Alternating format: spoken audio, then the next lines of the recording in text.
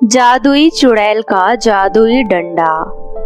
बहुत समय पहले की बात है। सीमापुरी नामक गांव में अमन नाम का एक बहुत ही सच्चा और ईमानदार लड़का रहा करता था। अमन के माता पिता की मृत्यु एक सड़क दुर्घटना में बहुत समय पहले हो गई थी, इसलिए अब वो अपने चाचा चाची के साथ रहा करता था। अमन के चाचा चाची को उसे अपने घर में रखना बिल्कुल भी पसंद नहीं था, लेकिन रिश्तेदारों और समाज के दबाव के कारण मजबूरी में उन्हें अमन को अपने घर पर रखना पड़ रहा था। अमन के चाचा चाची का एक बेटा भी था जिसका नाम हेमंत था। अमन के चाचा चाची अपने बेटे हेमंत को बहुत लाड दुलार किया करते थे। वो उसे शहर के सबसे बड़े और नामी स्कूल में पढ़ने के लिए भेजा करते थे और उसकी सभी जरूरतों और ख्वाहिशों को पूरा किया करते थे। लेकिन वे दोनों अमन के साथ बहुत ही बुरा बर्ताव करते थे। वे ना तो अमन को पढ़ने के लिए स्कूल भेजते और ना ही उसकी किसी जरूरत का ध्यान रखते, बल्कि वो दोनों उससे घर और दुकान का सारा काम करवाया करते थे। अमन को पढ़ने लिखने का बहुत शौक था, इसलिए वो चोरी चुपके हेमंत की रखी हुई पुरानी किताबों को पढ़ा करता था। एक बार जब वो चुपके से हेमंत की किताबें पढ़ रहा होता है तो उसकी चाची उसे देख लेती है और उसके ऊपर चिल्लाना शुरू कर देती है। अरे वाह, लाड साहब तो पढ़ाई कर रहे हैं, अब तो लगता है कलेक्टर बनकर ही सांस लेंगे।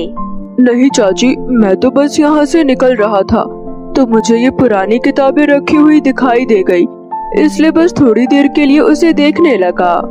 देखने लगा? रुक, मैं तुझे अभी दिखाती हूँ। आज तेरी चमड़ी ना उधेड़ दी मैंने तो मेरा नाम भी हेमलता नहीं।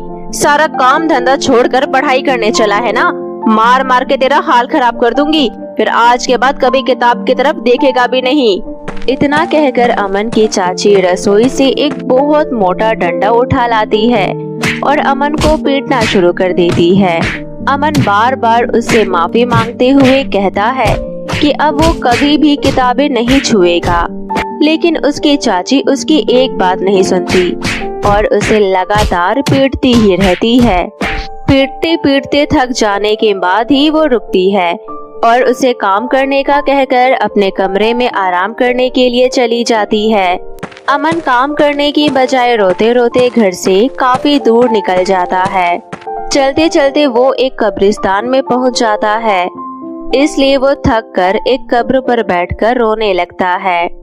तभी अचानक उस कब्र में से एक जादुई चुड़ैल बाहर आती है और अमन के सामने प्रकट हो जाती है और उससे कहती है, तुम कौन हो और मेरी कब्र पर बैठकर क्यों रो रहे हो? तुम्हारी वजह से मुझे सोने में परेशानी हो रही थी। मेरा नाम अमन है, मुझे मेरी चाची ने आज बहुत मारा है, इसके वजह से मैं रो रहा हूँ। अगर आपको मेरी वजह से कोई परेशानी हुई है तो उसके लिए मैं आपसे माफी चाहता हूँ, कृपया करके मुझे माफ कर दीजिए। देखो, वैसे तो मैं एक चुड़ैल हूँ, लेकिन मुझे भी लोगों के ऊपर दया आती है, इसलिए क्या तुम मुझे पूरी बात बता सकते हो कि तुम्हारी चाची ने तुम्हें किस लिए मारा? अमन जादुई चुड़ैल को अपने माँ बाप की मौत होने से लेकर आज तक की सारी बात बता देता है। साथ ही ये भी बताता है कि कैसे उसके चाचा चाची ने उसकी पढ़ाई बंद करवा दी और सारा दिन उससे काम करवाते हैं। अमन की दर्द भरी पूरी बात सुनकर जादुई चुड़ैल को अमन पर बहुत दया आ जाती है और वो अमन को एक जादुई डंडा देती है और उससे कहती है, बेटा, ये लो जादुई डंडा, इस डंडे को लेकर आज तुम अपने घर चले जाओ और इसे अपने बेड के नीचे छुपाकर रख देना। जैसे ही आज के बाद कभी भी तुम्हारे चाचा या चाची तुम्हें मारने के बारे में सोचेंगे भी, तुरंत ये डंडा उनकी पिटाई कर दिया करेगा और एक ही पिटाई के बाद उन दोनों में से कोई भी कभी भी दोबारा जिंदगी में तुम्हारे ऊपर हाथ उठाने के बारे में सोचेगा भी नहीं। जादुई चुड़ैल से वो जादुई डंडा लेकर अमन चुड़ैल को बहुत बहुत धन्यवाद कहता है। उसके बाद वो उस जादुई डंडे को लेकर घर आ जाता है और जैसा कि जादुई चुड़ैल ने कहा था, वो उस जादुई डंडे को अपने बेड के नीचे छुपा कर रख देता है। अमन को घर आया देखकर तुरंत उसकी चाची उसके पास आती है और गुस्से से तिलमिलाते हुए कहती है, कहाँ मर गया था करम चले? मैं कब से तेरा इंतजार कर रही हूँ।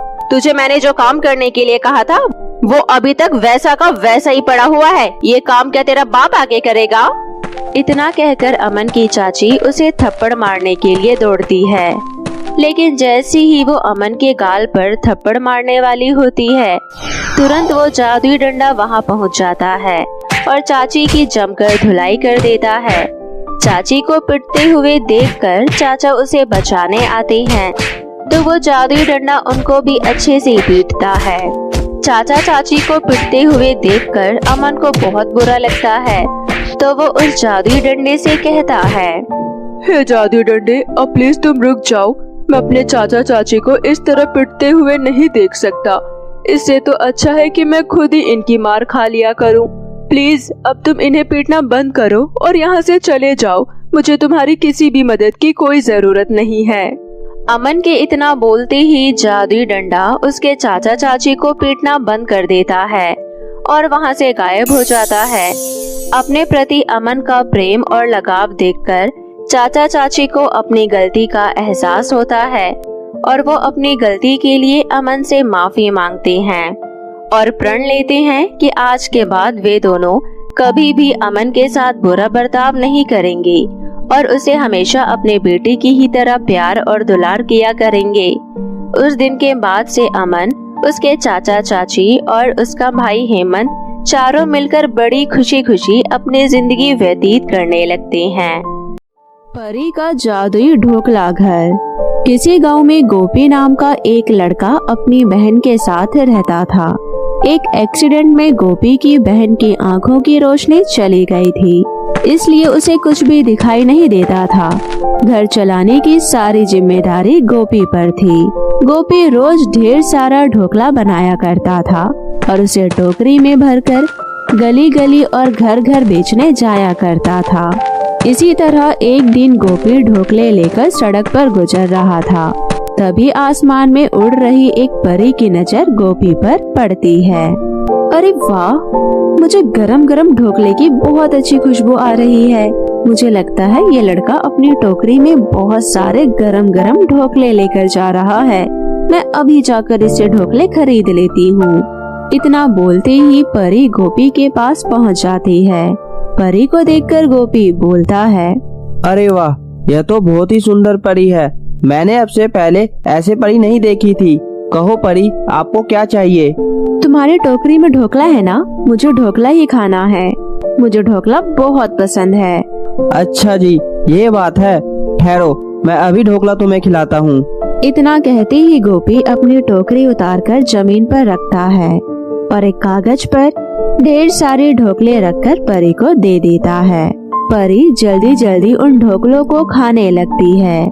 वाह, कितने टेस्टी ढोकले हैं तुम्हारे। सचमुच तुम्हारे बनाए हुए ढोकले बहुत ही स्वादिष्ट है। मन करता है बस खाते जाओ खाते जाओ। तुम कुछ ढोकले मुझे पार्सल कर दो, मैं अपने परी लोग जाकर ढोकले खाऊंगी।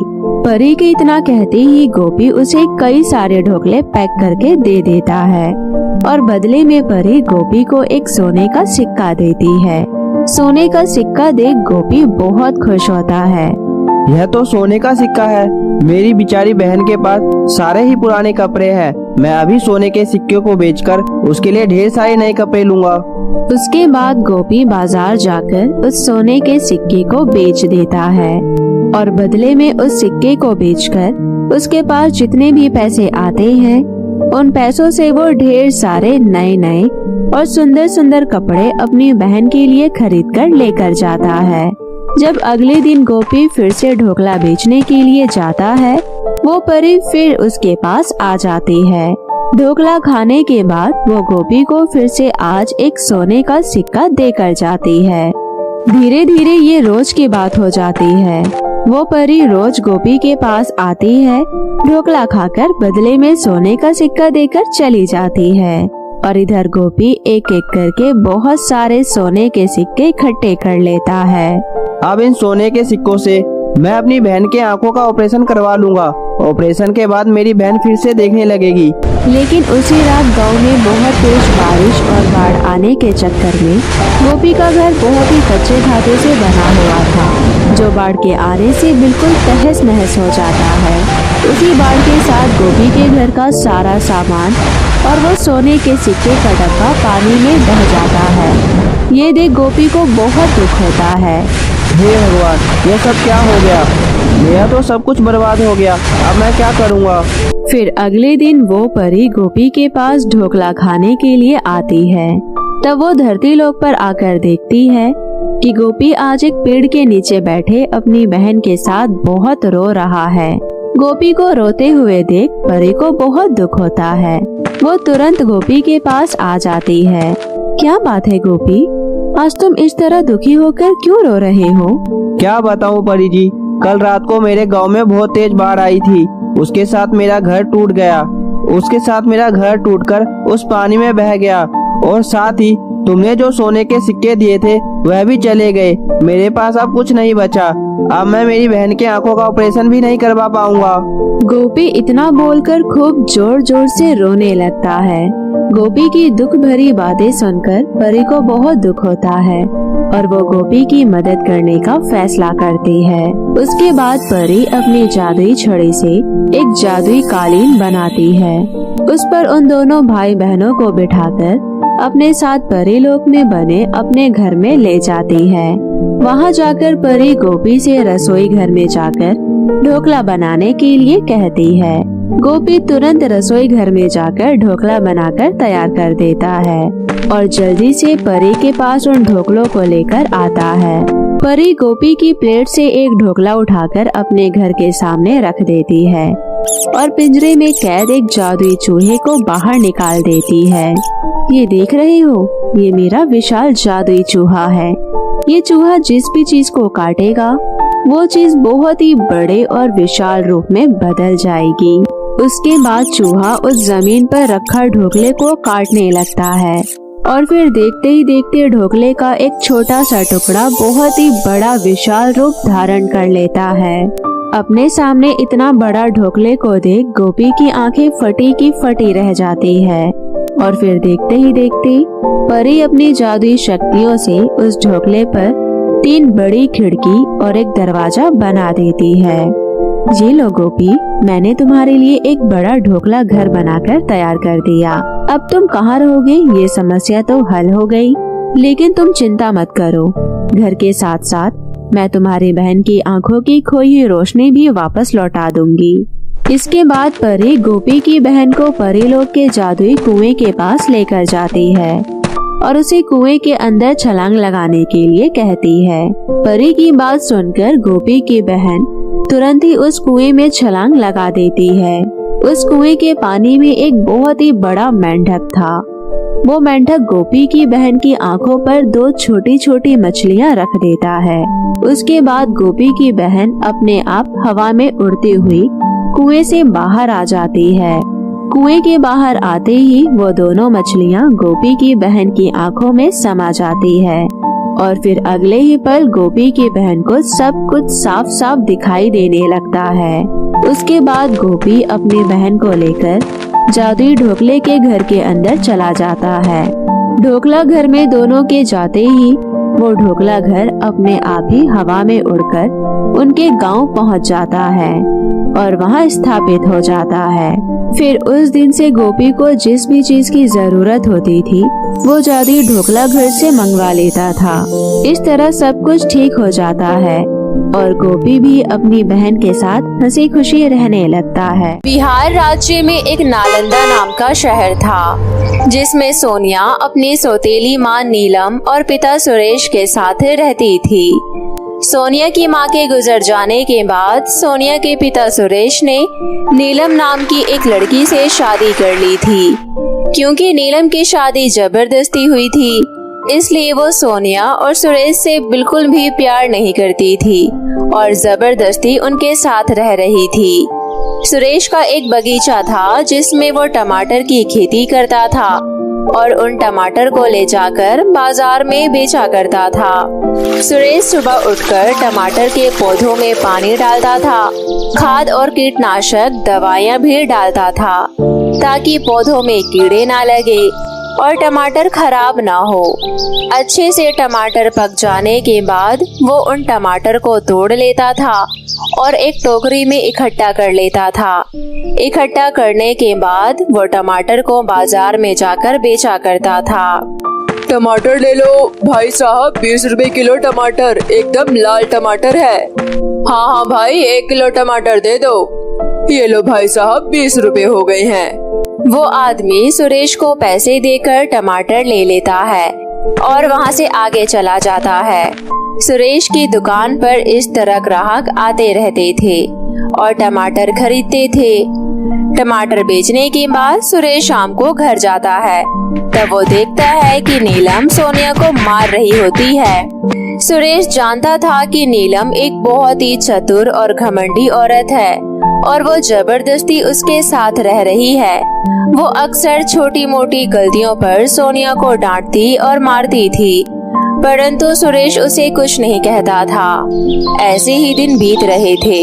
सोनिया की सौतेली माँ नीलम सोनिया से घर के काम करवाती थी और खुद पूरा दिन आराम करती थी।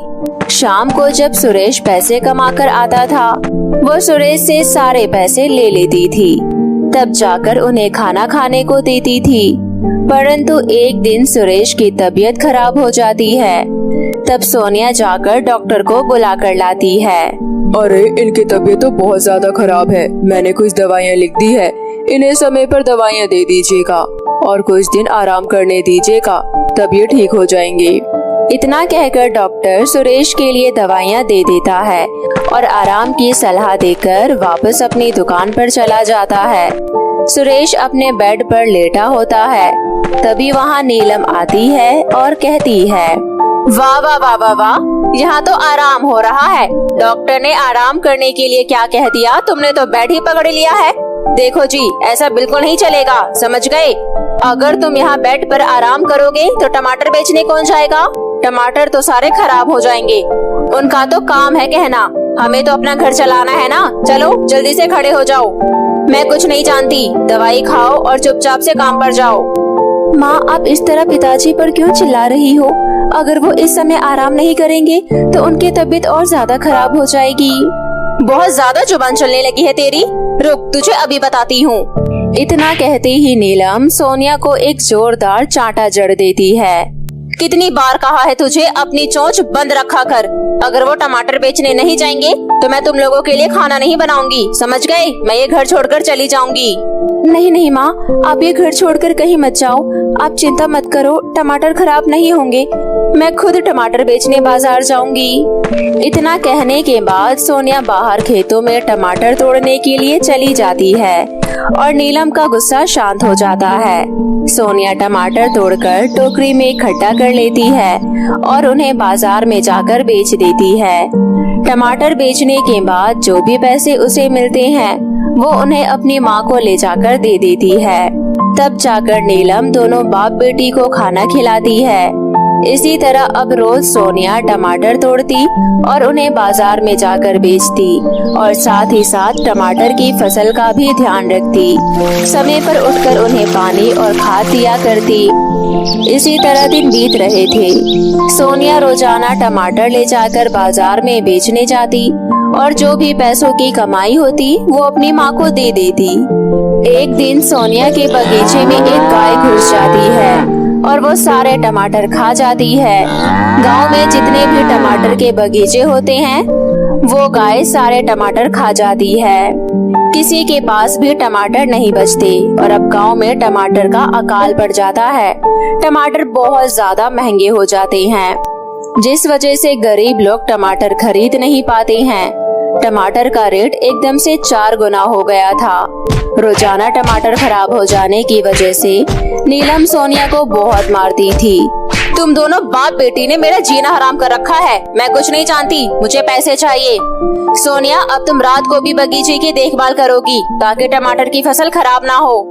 माँ, टमाटर की फसल पूरे तरीके से खराब हो गई है और अब टमाटर उगाने में कम से कम 1 महीना लगेगा। तब तक हमें बिना टमाटर के ही रहना होगा। नहीं नहीं, तुमने देखा नहीं, गांव में किसी के पास भी टमाटर नहीं है और टमाटर का रेट 200 रुपए किलो चल रहा है। मुझे नहीं पता तुम्हें कितनी भी मेहनत करनी पड़े, लेकिन तुम्हें टमाटर उगाने हैं। अगर हमने इस समय टमाटर बेचे तो हम करोड़पति हो जाएंगे। इतना कहकर नीलम सोनिया को घर से बाहर निकाल देती है और उसे खाना भी नहीं देती है। बेचारी सोनिया रात के अंधेरे में घर से बाहर बैठी होती है। हे भगवान, इतनी रात को घर से बाहर बैठकर मुझे बहुत ज्यादा डर लग रहा है। कहीं कोई चुड़ैल आकर मुझे खा ना जाए। माँ ने मुझे इतनी रात को बाहर निकाल दिया है, अब मैं क्या करूँ? कोई तो मुझे बचा लो, मेरी मदद करो। सोनिया ये सब कहते कहते टमाटर के बगीचे में बैठकर रो रही होती है। तभी वहाँ पर एक परी प्रकट होती है और वो सोनिया से कहती है, सोनिया तुम फिक्र मत करो, मैं तुम्हारी सारी समस्या जानती हूँ, इसलिए मैं तुम्हें ये टमाटर के बीज दे रही हूँ। इन बीज को तुम अपने बगीचे में लगा देना। ये बीज अपने आप सुबह तक उग जाएंगे और इसमें ढेर सारे टमाटर आ जाएंगे। लेकिन परी, इन टमाटरों को बेचकर मैं सारे पैसे अपनी माँ को दे देती हूँ और इस समय टमाटर का रेट बहुत महंगा है। मेरी माँ एक बहुत लालची औरत है, वो बहुत पैसों का लालच करती है। तुम चिंता मत करो सोनिया, ये बीज मैं तुम्हारी मदद करने के लिए दे रही हूँ। तुम्हारी माँ को मैं कल सुबह सबक सिखाऊंगी और वो बिल्कुल बदल जाएंगी। तुम जब तक मेरे साथ इस टमाटर के घर में रह सकती हो और सो सकती हो। इतना कहकर परी सोनिया को टमाटर के घर के अंदर ले जाती है और वहाँ पर सोनिया को स्वादिष्ट स्वादिष्ट भोजन खिलाती है। उसके बाद सोनिया वहीं बिस्तर पर सो जाती है। नीलम जब घर से बाहर देखती है तो सोनिया उसे कहीं नजर नहीं आती। तभी वो बड़े से टमाटर को देखती है जो एकदम घर की तरह दिखाई देता है। नीलम उस टमाटर के घर का दरवाजा खोलती है। टमाटर का घर देखकर नीलम की आंखें खुली की खुली रह जाती है। उसने आज तक इतना सुंदर घर पहले कभी नहीं देखा था। तभी वो देखती है कि घर में सोनिया है। ये सब क्या है सोनिया, मुझे सच सच बता। सोनिया अपनी माँ की गुस्से वाली आवाज से बहुत ज्यादा डर जाती है और रोने लगती है। तभी टमाटर के घर से एक आवाज आती है, अपनी बेटी और पति की सेवा करने की जगह केवल अपने बारे में ही सोचती है। हमेशा धन दौलत के बारे में सोचती रहती है। बिना माँ की बच्ची को हमेशा परेशान करती है। मैं तुम्हें छोड़ूंगी नहीं। इतना कहकर वो टमाटर का घर जोरदार बिजली के झटके नीलम के ऊपर देती है। अरे बाप रे, कोई बचाओ मुझे, बचाओ। अपनी बेटी को रात भर बाहर खुले में छोड़ देती है और पति को खाना भी नहीं देती है। तुझे तो इससे ज्यादा बुरी सजा मिलनी चाहिए। अरे मुझे माफ कर दो, मुझे छोड़ दो।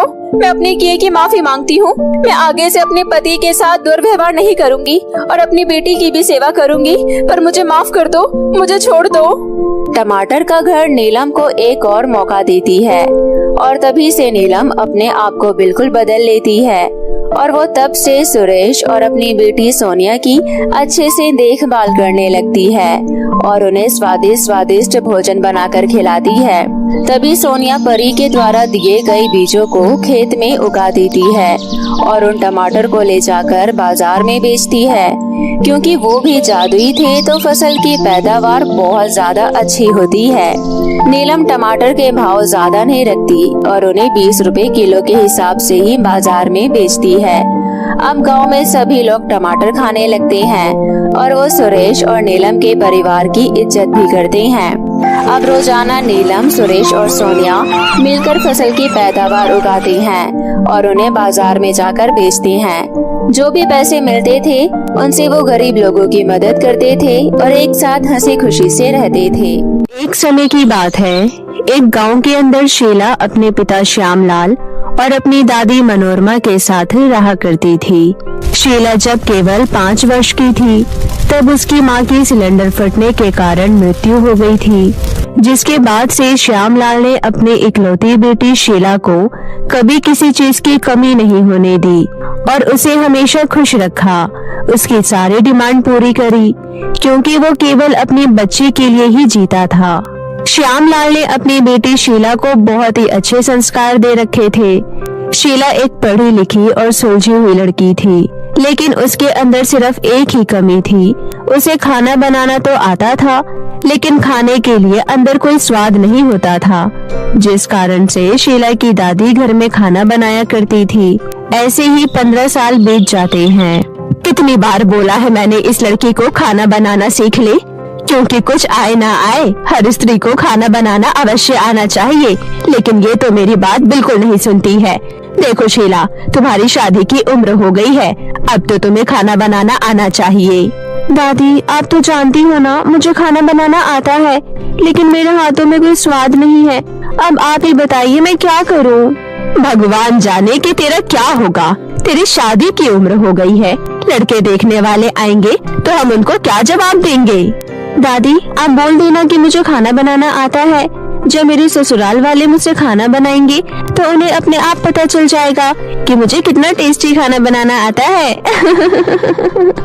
ऐसा कहकर शीला जोर जोर से हंसने लगती है। शीला 20 वर्ष की हो चुकी थी, इसलिए हमेशा श्यामलाल को उसकी चिंता रहती थी कि आखिरकार उसकी बेटी से शादी कौन करेगा, क्योंकि वो बहुत गरीब था।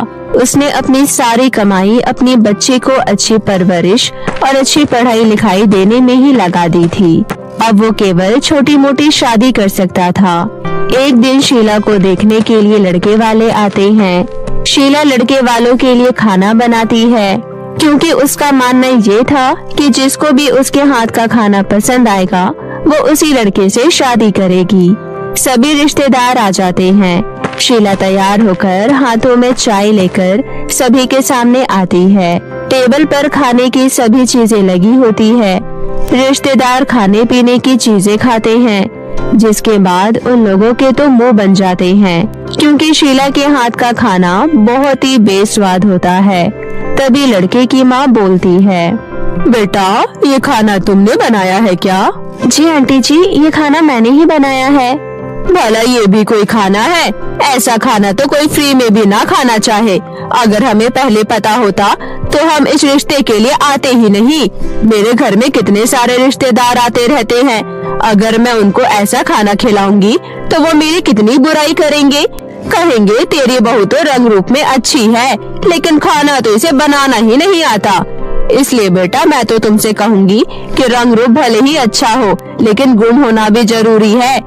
इसलिए आज से ही कुकिंग क्लासेस शुरू कर दो। चलो अब हम चलते हैं, हमें देरी हो रही है। ऐसा बोलकर लड़के वाले शीला को रिजेक्ट करके चले जाते हैं, लेकिन शीला भी अपनी जिद नहीं छोड़ती है। बहुत लड़के वाले उसे देखने के लिए आते हैं, लेकिन सभी बेस्वाद खाने के कारण उसे रिजेक्ट करके चले जाते हैं, जिस कारण से श्यामलाल बहुत निराश हो जाता है और बोलता है, देखो शीला बेटा, अब तुम्हें अपनी जिद छोड़ देनी चाहिए, क्योंकि अगर तुम इसी तरह जिद पर अड़ी रही तो जिंदगी भर तुम्हारी शादी कहीं नहीं होगी। हाँ पिताजी, आप सही कह रहे हैं। मेरी सभी सहेलियों की शादी हो गई है, केवल मैं ही रह गई हूँ। अब आप किसी भी तरह मेरी शादी करा दीजिए, नहीं तो मेरी सारी सहेलियाँ मेरा मजाक उड़ाएंगी। ठीक है, तुम्हें देखने के लिए 2 दिन बाद कुछ रिश्तेदार आने वाले हैं। मैं उनके लिए बाहर से खाना ले आऊंगा, और अगर वो तुमसे खाने के बारे में पूछेंगे तो तुम झूठ बोल देना। बाकी तुम्हारी शादी हो जाए, तुम अपने आप ही खाना बनाना सीख जाओगी। ठीक है पिताजी। ऐसे ही 2 दिन बीत जाते हैं। शीला को देखने के लिए कुछ रिश्तेदार घर पर आते हैं। श्यामलाल बाहर से जलेबी, समोसे, रसमलाई, कचौड़ी सब कुछ ले आता है और सभी को टेबल पर लगा देता है। तभी थोड़ी देर बाद हाथ में चाय का कप लेकर शीला आती है और सभी को चाय देती है। सभी लोग चाय पीते हैं और साथ में खाने पीने की चीजें भी खाते हैं। तभी इतने में लड़के की माँ शोभावती बोलती है, बेटा, ये सब कुछ पकवान तुमने बनाए हैं? जी आंटी जी, मैंने ही बनाई है। आपको कैसे लगे? बहुत ही स्वादिष्ट है, तारीफ करनी पड़ेगी तुम्हारी। इतना अच्छा खाना तो मुझे भी नहीं बनाना आता। मुझे तो लड़की पसंद है, बस अपने बेटे से पूछ लेती हूँ। दीपक बेटा, क्या तुम्हें शीला पसंद है? जी माँ जी, आपको जैसा ठीक लगे। शीला और दीपक का रिश्ता पक्का हो जाता है। श्यामलाल और मनोरमा ये सब देखकर बहुत खुश होते हैं। ऐसे ही दिन गुजर रहे होते हैं। कुछ महीनों बाद शीला और दीपक की शादी बहुत ही धूमधाम से हो जाती है। सारी रस्में खत्म होने के बाद अगले दिन पहली रसोई की रस्म होती है।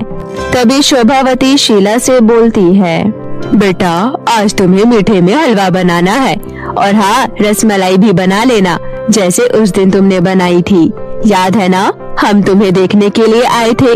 उस वक्त तुमने रसमलाई बनाई थी, बिल्कुल वैसी रसमलाई चाहिए। जी माँ जी। ऐसा बोलकर शीला रसोई घर में चली जाती है और मन ही मन बोलती है, लगता है पहले दिन ही ये लोग मुझे घर से निकाल देंगे, जब इन्हें पता चलेगा कि मुझे खाना बनाना आता ही नहीं है। ऐसा बोलकर शीला तुरंत अपने फोन में रेसिपी देख लेती है और रसमलाई और हलवा बनाने के लिए लग पड़ती है।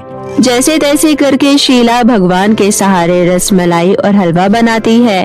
थोड़ी देर बाद सभी लोग बाहर खाने पर इंतजार करते हैं। शीला डरते डरते रसमलाई और हलवा सभी को परोस देती है।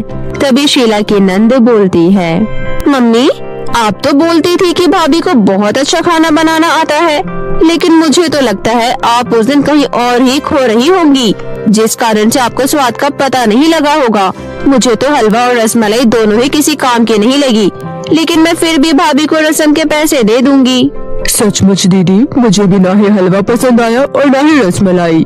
किसी को भी रसमलाई और हलवा पसंद नहीं आता। ये सुनकर शीला को अच्छा महसूस नहीं होता है और वो उदास होकर अपने कमरे में चली जाती है। अगले दिन पग फेरे की रस्म के लिए शीला अपने घर चली जाती है। पिताजी, हमने झूठ बोलकर बिल्कुल भी अच्छा नहीं किया। आज मेरी पहली रसोई की रस्म पर मैंने सभी के लिए हलवा और रसमलाई बनाई थी, लेकिन किसी को भी वो पसंद नहीं आई। ये सुनकर मुझे बिल्कुल भी अच्छा नहीं लगा। इससे अच्छा तो ये होता कि हम सच्चाई बोल देते तो ही बढ़िया रहता। कम से कम मुझे शर्मिंदगी तो महसूस नहीं होती। कोई बात नहीं बेटा, इतना नहीं सोचते हैं। धीरे धीरे करके तुम्हें खाना बनाना आ जाएगा। दुनिया में ऐसी कोई चीज नहीं है जो व्यक्ति सीख ना सके। मुझे विश्वास है एक दिन तुम बहुत अच्छा खाना बनाना सीख जाओगी। बेटा, तो चिंता क्यों करती है? कुछ दिनों के लिए तू अपनी सास से खाना पूछ कर बना लेना। बोल देना कि अभी नया नया घर है, मुझे हिसाब नहीं पता है और स्वाद का भी नहीं पता है, बस आराम से खाना बना लेना। हाँ दादी, अब यही करना पड़ेगा। शीला ऐसा बोल रही होती है, तभी श्यामलाल के फोन पर फोन आता है। वो फोन दीपक का ही होता है। श्यामलाल शीला को फोन दे देता है। इतने में ही दीपक बोलता है, शीला, मुझे ऑफिस जाने में देर हो जाएगी, तुम अपने पिताजी के साथ घर तक चली जाना। ठीक है। इतना बोलकर शीला फोन काट देती है। शीला अपने पिताजी के साथ घर के लिए निकल जाती है। रात का समय हो रहा होता है, जिस कारण से ऑटो के लिए वो लोग पैदल ही चलने लगते हैं। उतने में ही शीला को एक कुकर दिखाई पड़ता है। शीला उस कुकर को उठा लेती है और अपने साथ ले जाती है। थोड़ी देर बाद शीला को ऑटो भी मिल जाता है, जिसके बाद वो अपने घर के कुछ सामान और कुकर के साथ घर के लिए निकल जाती है। घर आने के बाद वो सारा सामान एक कोने में रख देती है। ऐसे ही दिन गुजर रहे होते हैं। जैसे तैसे करके शीला अपने हाथ का बेस्वाद खाना अपने परिवार वालों को खिलाती है। तभी एक दिन वो सफाई कर रही होती है, तभी उसे वही कुकर मिलता है। ये देख शीला अपने आप से बोलती है, अरे वाह, ये तो वही कुकर है, अब मैं इसी में खाना बनाऊंगी। वैसे भी पुराने वाले कुकर में सीटी नहीं लगती है। अच्छा हुआ ये कुकर मिल गया। ऐसा बोलकर शीला उस कुकर को धुलकर रख लेती है और शाम को उसी कुकर में दाल धुलकर गैस पर चढ़ा देती है। तभी वो अपने आप से बोलती है, हे भगवान, आज बस अच्छी सी दाल बन जाए। शीला के इतना बोलते ही कुकर में ऊपर तक दाल भर जाती है। ये देख शीला हैरान रह जाती है और अपने आप से बोलती है, हे भगवान, मुझे तो ये कोई जादुई कुकर लगता है। मैंने अभी अभी दाल चढ़ा कर रखी थी, मेरे अचानक अच्छी दाल बोलने पर ही ये दाल बनकर तैयार हो गई। अगर ये जादुई है तो सचमुच मेरी मदद हो जाएगी। पहले मैं दूसरे बर्तन में दाल खाली करके फिर से किसी और व्यंजन के बारे में बोलती हूँ। ऐसा बोलकर शीला दूसरे बर्तन में दाल खाली कर लेती है और फिर से बोलती है, हे भगवान, काश बहुत ही स्वादिष्ट शाही पनीर बन जाए। शीला के दोबारा ऐसा बोलने पर तुरंत शाही पनीर बन जाता है। ये देख शीला बहुत ही खुश हो जाती है और उसे जादुई कुकर पर विश्वास हो जाता है। शीला तुरंत एक चम्मच उठाती है और शाही पनीर को छक कर देखती है। अरे वाह, सचमुच ये शाही पनीर कितना स्वादिष्ट है, मजा ही आ गया। शीला ऐसे ही कुकर से बुलवा कर स्वादिष्ट चावल भी बनवा लेती है और रात के खाने में सभी को शाही पनीर, दाल और चावल सर्व करती है। खाने की खुशबू सूंघकर शोभावती बोलती है, आज कौन से मिर्च मसाले डाले हैं जो खाने में इतनी अच्छी खुशबू आ रही है? कुछ नहीं माँ जी, वही रोज वाले मसाले डाले हैं। अच्छा, खाकर बताइए कैसा बना है खाना। सभी लोग खाना खाते हैं और स्वादिष्ट खाना होने के कारण सभी लोग पेट भरकर खाना खाते हैं, जिसके बाद सभी लोग शीला की खूब तारीफें करते हैं। सचमुच मान गया मैं, तुम सच में बहुत ही स्वादिष्ट खाना बनाती हो। आज तुम्हें मेरी तरफ से एक बढ़िया सा तोहफा। अपनी तारीफ सुनकर शीला फूली नहीं समाती है। ऐसी ही खुशी खुशी अब शीला जादुई कुकर की मदद से रोजाना खाना बनाया करती। इसी तरह शीला जादुई कुकर की मदद से सभी का दिल जीत लेती है और हंसी खुशी से अपने परिवार के साथ रहने लगती है।